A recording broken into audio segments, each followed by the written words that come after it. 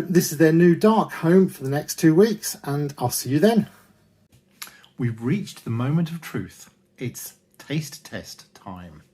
Now, first of all, let's have a quick look at the beer. The first thing to notice, there's definitely more sediment in there than was intended. So I'll be careful when I pour it. We're also going to do a bit of a comparison and see how it comes out against the real thing, the Punk IPA that we were supposed to be brewing.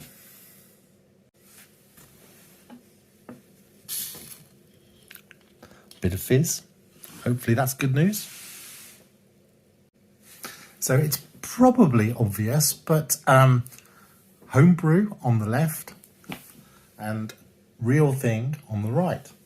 So let's give it a try. Well, cheers.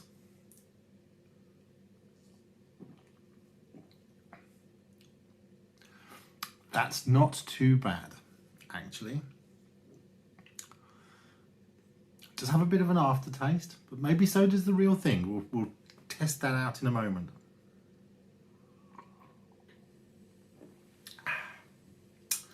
Homebrew King. Cheers. I do quite like a Punk IPA. So this one, this one is the real thing. So we'll do a bit of a comparison.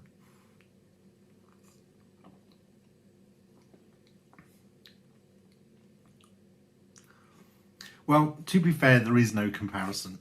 That is far superior. It is far smoother, but it does have the same aftertaste as the original. So actually it is the same beer, but just that's a little rough around the edges, whereas the real thing is a bit smoother. But we'll chalk this one up to a success.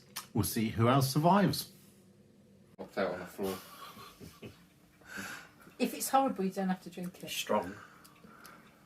All I had was foam. Oh, Yeah. It doesn't look like The cup there's any is liquid in 3/4 full of that. foam, you can see it. Oh no, I can see it now. Yeah, but the foam's strong, isn't it? Yeah. I don't remember.